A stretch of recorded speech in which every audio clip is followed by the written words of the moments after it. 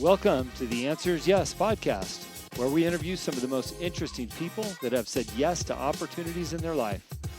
We hope that through these stories, you can learn to create your own destiny by saying yes along the way. Join us as we explore the new series covering topics such as passion, integrity, and hard work.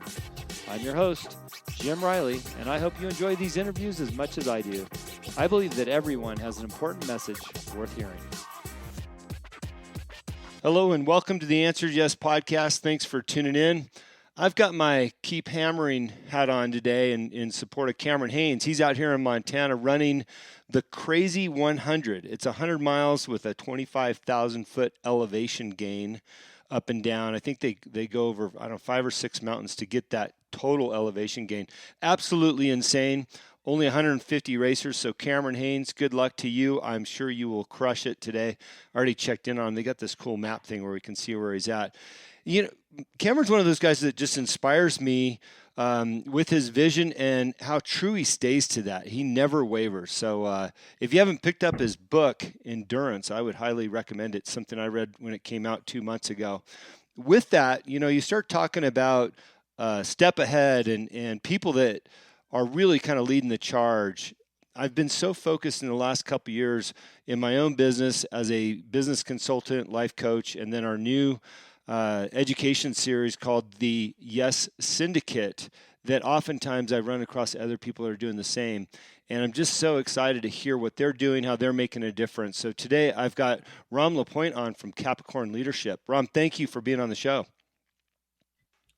Thanks, Jim. Appreciate it. Thanks for having me. Yeah. So obviously you've got an impressive background, and I want to dig into some of that. But just for our listeners, would you give us some of your early years background and kind of where things started for you and where some of this business experience came from? Yeah, sure. Absolutely. Born in Detroit, Michigan, born to, a very blue collar dad who drove a high-low in a warehouse and a stay-at-home mom. So pretty, conventional, traditional. We didn't have much, but, had a lot of love in the family. And so that was cool. I was good at math and science. And so the teacher said, you should be an engineer. So I said, sure. So I went to college for engineering and electrical engineering and loved that. Also got a degree in technical communication because I found that I wasn't going to be the world's best engineer, but I could help understand and teach and manage technology. And got a job for Ford Motor Company out of school and loved that opportunity, but didn't love the culture there. And so that sort of, as a very young guy, I was 23, 24 years old. I was recruited away from Ford and began this small, mid-sized company, making an impact, learning how to manage people. It wasn't until I was in my later 20s that I decided to start my first business. So it was really a lot of mistakes, a lot of saying yes, actually, because when I left Ford, my dad cried. He thought I'd hit the jackpot with the big job at the car company. But when I left there, that was definitely a big yes for me to take a risk on a smaller company. So, it's interesting you said that about your dad because when I was younger, in my mid-20s, I was working for a West Coast company called In-N-Out Burger. And well-established, great career. I was on a 6-figure income in my mid-20s, and I went to my family and said, "I'm done. It doesn't fit me anymore." It wasn't the culture because they have an incredible culture there, but it was I wanted to do something different. It didn't fit my personality, my growth, right? How did you overcome that? Stepping away from Ford, because I imagine culturally that was the place to be. Like you said, your dad cried. How did you overcome the challenge of people looking at you going, why would you do that? Why would you make this move? Because I think a lot of people are in the same place. They're afraid to step out because of what their peers might say. Yeah, I know. Everyone around me, my college friends, my parents and family, my other folks in my life thought it was a bad idea. I just needed to give it more time. The job I had was really cool. I was building prototype trucks, sending them to testing. It was really cool.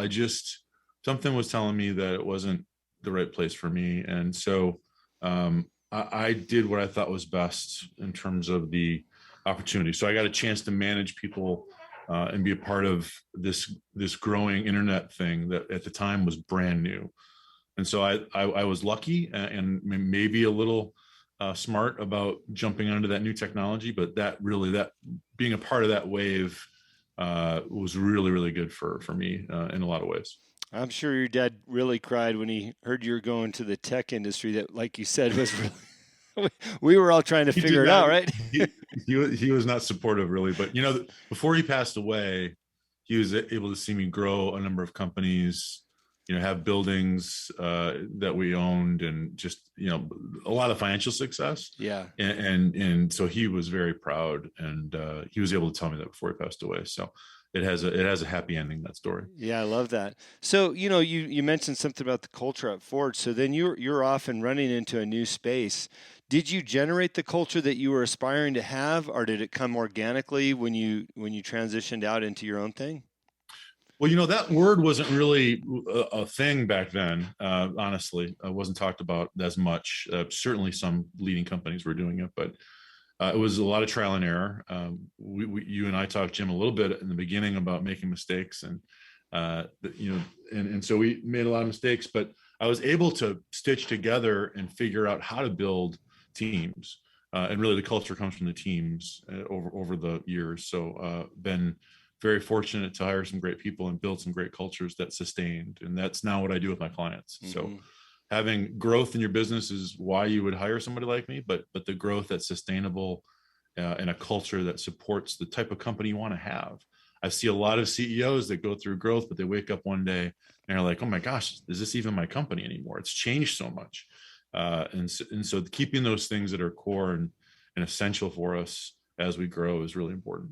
It's interesting you also talk about that, because oftentimes you look at companies, they're successful one day and then next day they're not, and you wonder what happened. But oftentimes it's that loss of, whether you call it culture or their foundational elements. Yeah. Clearly, it could be their core principles or core values, founding principles, but that founder, typically in my world anyhow, they're founder-led companies that grow through some maturity. So my clients are, anything from the $10-20 million in revenue up to multiple $1 billion in revenue, but a lot of them were founder-led. And so when you scale and it goes from being kind of, everybody's name and everybody knows you and you can talk to everybody, to hiring a team, a leadership team, a true leadership team that has their own strengths, and they're probably smarter than you at finance or at engineering or whatever the technical things are. All of a sudden, it's a group that's got to be able to carry that culture forward. And if they're not aligned, you have the silos and the miscommunication, and eventually you can erode those core values in that culture. When I worked at In-N-Out, everybody wanted us to expand. I remember meeting with Michael Dell's people. They wanted to buy the rights for the East Coast, and it's a great organization. And we deliberated. My brother was the CEO and the trustee of the company, so when I say we, I had some insights. But cool. There was a lot of deliberation about growth. Out of California into Arizona, Nevada, and eventually Texas, and then north. And the deliberation was, how will we convey our core principles of this business, why we started, our values, who we are as people, as we expand way beyond our initial founding, territory or city where the first place was. How do you, two questions, how do you, tell a shareholder, company gets acquired, you got new money, and they're focused on the bottom line. How do you convince them how important the culture is and that original founding element, and then maintain that, because they're about the dollars and cents most of the time. And, sure. And you certainly understand how important, that culture, that founding element was. How do you convince them of that? Well, there's a lot of data to support it. Generally speaking, that if you have well-compensated high performers that fit your culture, you're going to get from one or two employees the work of 3 or 4. Mm-hmm. So the productivity and the ability to get results ramps up when you've got people that fit, and you're not bogged down by energy around emotional things or discontent because it's not a cultural fit. So that's a piece of it. And I think when I talk to a leadership team and they've got core values on their wall or on their website, and I start to dig into those and see what's really real, a lot of them aren't core. A lot of these are permission to play values, right? Mm. Who doesn't want honest employees? Like everybody wants an honest employee. Who doesn't want people that have respect and are committed? We all want that. What makes your company special? What's the secret sauce? That's what we want to get to. And it's usually not the first cut at the core values or the culture. It's something deeper than that. And then people can resonate with that. And that becomes much more related to their purpose and what they're trying to accomplish in their lives, as opposed to what they're trying to do on their 9 to 5. How clever to analyze core values like that, because you're right. Oftentimes you walk into a business and you see them on the wall. It's like, how much of that do they really believe, or is that really what their core value is? Well, how do you walk people through the exercise of figuring out what their core values are? Because oftentimes those get mixed up with their goals or, something on a smaller level. Yeah, it's really about the people. So it's not a word exercise. It's not an HR survey. It's not a consensus thing. Really, I work with the CEO and his or her leadership team. So it's typically 6 to 12 people max. And what we do is we start to look at the people that are in the organization, not those people, not the leadership team, but the people in their organization that are the rock stars. What makes them special? What is it that they do that you just would want to clone or want more of? And we try to describe that in behavioral words, not in, they're really smart or they're really bright or they're whatever. And so we get to the behaviors that make them great and what we want more of. And we start to do that discovery process with lots of different people in the organization. And then eventually we do a filter of the leadership team. So which things are in the leadership team. So these aren't aspirational goals. They're not what we want to be when we grow up. They're what we already are. The strengths, the good things. And then we start to stitch that together. And it can take, honestly, months to really do this work, because it's not shipping the product or serving the customer work. It's the important, not urgent work that we work on in the background on our quarterly meetings or monthly meetings. But we finally build it there and we start to test it. So it can take a while. Pat Lencioni and Jim Collins are two famous thought leaders in the business world, and they both have described this sort of process. And so those are the elements that we bring into it. So when it comes to life and people see it as they can give you real live examples today and point to Billy or Susie or somebody in their organization that's living it, they're like, oh, I get it now. That's what we want more of. Those are the people we want to attract, recognize, keep into this company. And the more we ratchet that accountability up, Jim, the more we get clear on that, people start self-selecting. They're like, well, you know what? That's not really me. I think I'm going to go somewhere else where I can hang out and hide out. And so it really forces the A players step up and the C players sort of step out. Yeah. People don't understand how true that is. I've seen that in several companies that I've worked for. And you're right. People realize, hey, I don't really fit here. Like you said, they'd rather go hide in a corner somewhere. You mentioned Jim Collins. He's got his book, Good to Great. And, I've handed that off to a few companies. And it's funny, the ones that say, oh, I've already read this, but yet they're in deep, deep trouble. And I always think, did you actually read it? Well, so there's a lot of books, and there are some current new things that I think are powerful and awesome. And so I curate those with my clients, right? So I look at the latest literature, but it's really the tried and true fundamentals that it isn't about reading the book. It's applying it. Yeah. Right? Everything is about applying it. And so, I have people sometimes, Good to Great was written a long time ago, and people will say that's no longer valid. Those companies are no longer great companies. And the truth is, it was a database study at that time, that snapshot in time, and what came out of that still applies. Yeah. Getting the right people on the right seat on your bus, your company team, is still important. Having really big goals, a North Star, is really still important, probably more so than ever. So I think let's look for what does work or could work, as opposed to what doesn't make sense anymore. By the way, really quickly on Jim Collins, his book, Great by Choice, is the only study that he did of entrepreneurial-led companies. And so that's the one that I typically give out to my clients. I love that. Great resources. It's interesting because I've read Napoleon Hill's Think and Grow Rich many times, and I just happened to be going through it again as a nice refresh while I'm out on my runs. I'm actually listening to it. That book was written in 1937, And like you just suggested, a lot of these principles still stick to today. Yeah. People are looking for a magic sauce, and it's not necessarily there. It's the basics, but it's the basics that have gotten lost over periods of time where people are looking for a gimmick instead of just tried and true. This is who we are and what we do. Do you see that often? I do. And part of it's, again, it makes sense to me because some of it's the literal translation. So this is old. It doesn't work in today's economy or with technology or with, on Zoom calls. So there's lots of literal surface things that say it doesn't work. But the truth is, and what I found, so I've had some good successes, some great successes in business. I've also had some big failures. And what I learned from all of those, where it's about the team.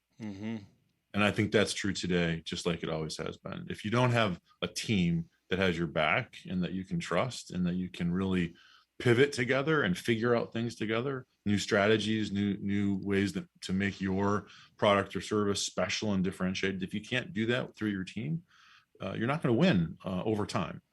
You could have a good year, a good quarter, but you're not going to sustain that. So the team is the thing, and that's people. So the things we know about people from Think and Grow Rich or Dale Carnegie or Stephen Covey, those things apply because it's people. Yeah.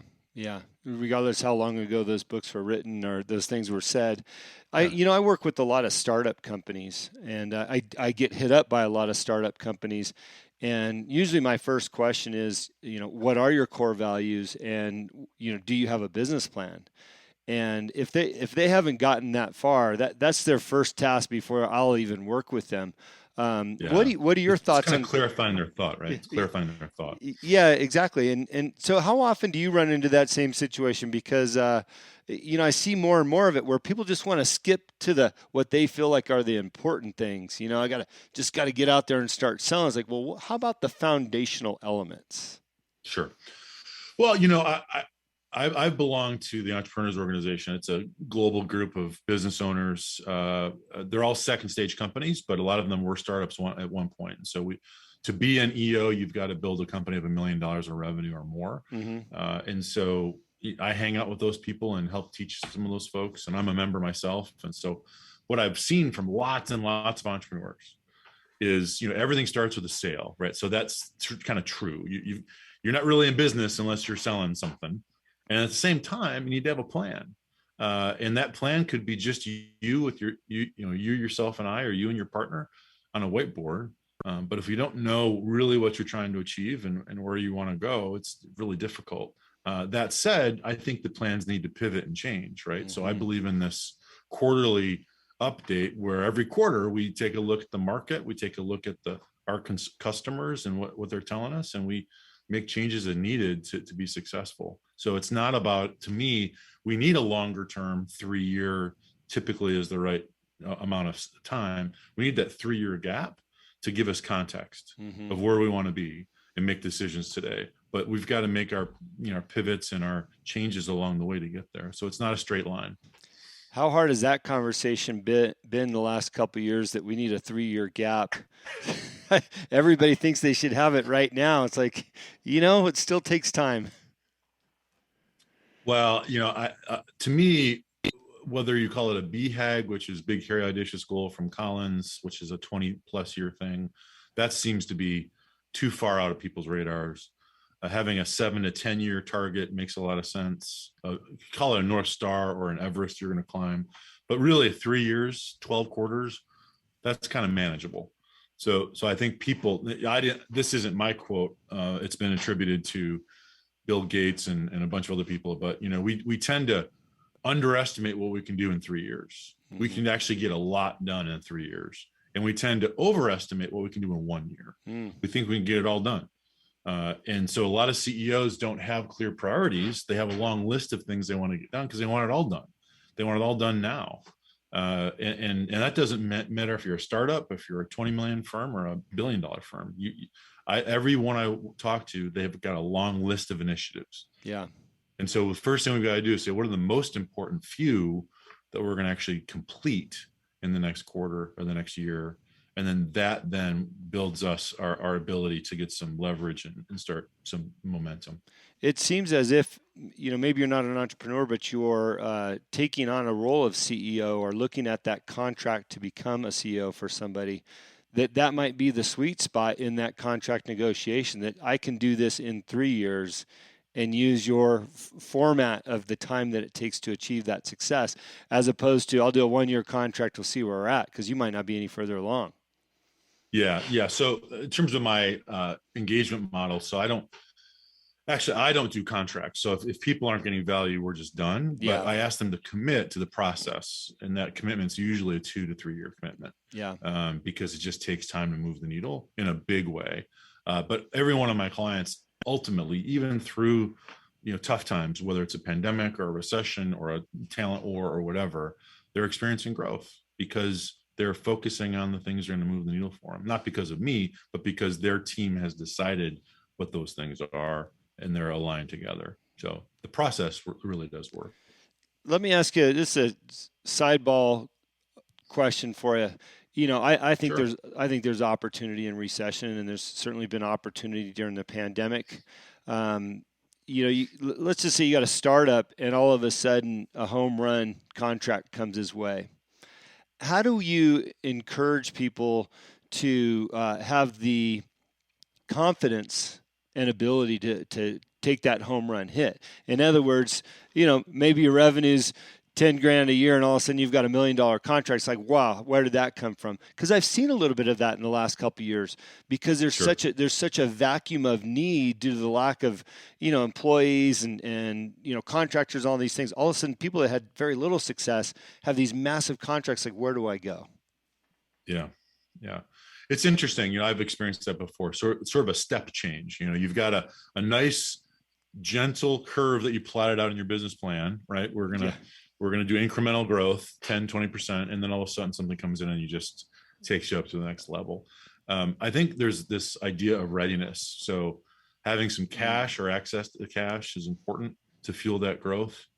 Knowing what you need, whether you have all the seats filled on your org chart or accountability chart or whatever your plan, the people plan is. Maybe you just have a lot of empty boxes, but you need to know what those look like. So if you are the salesperson and the delivery person and the quality person and the finance person, you're going to need more people. And so as you get those big contracts, you're going to need some support. And the cool thing is today, we can get virtual assistants. Yeah. We can get talent anywhere around the world remotely to help us with those key functions. They don't have to be necessarily people in our neighborhood. So there's lots of ways to get talent in a fractional way to help you. That isn't a huge commitment. If you want a CFO, you don't have to pay, $500,000 a year for a CFO. You could get a fractional CFO as much as you need that person to help guide you through that, just as an example. So yeah. I think if you've got a big opportunity, certainly saying yes is the right answer. But being ready for that, yes, a little bit with a bit of a plan. And I think cash is an important part of that. So all of my clients are bracing for it, so to speak, by conserving cash, but they're also ready for that opportunity, and opportunities will come. Yeah, I think along with conserving cash is having good, solid credit as well, especially if you're a small entrepreneur. Yeah. I love that. Access to that capital, yeah. Yeah, access to capital. Yeah. I love that term, readiness, especially in small business, because, as I suggested, there's always opportunity. I think it's on the rise. And if you've got that readiness, you've got that plan and those core values, you can step up to the plate. And Jim, one more thing, the readiness to me is on the mindset. So I tell my clients more, say yes to the right things, right? Mm-hmm. So there's some things you should say no to that are going to be, that you can't deliver on. Yeah. But if you have an opportunity and it fits what you can deliver because you've proven it before, you've proven it to yourself, that mindset of I can get this done, and then I need help to get the other pieces done. Doing it alone is not only lonely, it is rife with challenges. So understanding that whether you have a team today or you're a startup building a team, you're going to need other folks to help you be successful. Yeah, it's too much to carry for one person. Yeah, absolutely. Well, look, I've enjoyed spending some time with you. Can you talk to us a little bit about what Capricorn Leadership does and why someone would seek you out and your services? Yeah, absolutely. So Capricorn, I'm not an astrology guy. I'm not really big into reading star charts. Nothing wrong with that, but that's not my thing. Truth is, I was born in January. I share a birthday with Martin Luther King Jr. Elvis Presley was born the week before and a bunch of people that I was into when I was a kid growing up, science, Sir Isaac Newton and Stephen Hawking. And so it turns out there's a lot of Capricorns. There's a lot of people born in that time that I respect. And so my wife thought it would be a cool name for us. We're a small boutique consultancy. I work directly with CEOs and leadership teams. So, I'm not looking for a lot of clients. I'm looking for the right ones. So a CEO that is either grown a lot and is stuck, they're kind of caught at a barrier to growth, level of complexity has gotten a little too high, or someone who just sees huge potential to grow but doesn't really know how to put that team together to get there. Those would be good opportunities for us to talk. I've got one-on-one coaching. Most of my work is with the leadership team. And then I also have some workshops that I can deliver to middle managers or groups of owners. And so lots of good things, but it's all my experiences and some third-party thought leaders. I'm not a guru. I've just done it a lot, and I work with a lot of people that are doing it. So I love leadership. I think that is the answer to what ails us, and building authentic, good leaders is what I'm out to do. I love that. Love your tone and your approach to business, and most importantly, what you're offering out there. So I'm also, by the way, a January 13th baby, 1968. Another Capricorn in the house. Surprise, right? I'm telling you, persistence, ambition, dependability, those are Capricorn traits. I'm not an astrology guy either, but when I read those little messages in the newspaper, I'm like, wow, sound good, right? It sure sounds like me. Right on. Well, thank you for being on this show. We appreciate it. If you've enjoyed the show, please tell a friend, have them sign in, spread the word. We appreciate all of our listeners very much. Thank you so much today. Thank you for listening to today's show. It is my pleasure and honor to interview all of the guests that have been on the Answer is Yes podcast. If you have enjoyed the show, please go on iTunes and subscribe, give a rating, or simply tell a friend about the show. We also believe in the message of our guests and the positive influence of their stories. As my own mentor and coach, David Meltzer, has taught me, spend some time every day thinking and writing about the things in your own life that you have more than enough of. You will find out how blessed we really are. Please visit my website, livelifedriven.com, for the latest updates about me and what I'm doing. Plus, I post a monthly blog about the many topics on this show. This podcast can also be found there. As I learned early on in life, what you believe is what you will achieve. Thanks, Mark Victor Hansen, and thank you, and have a great week.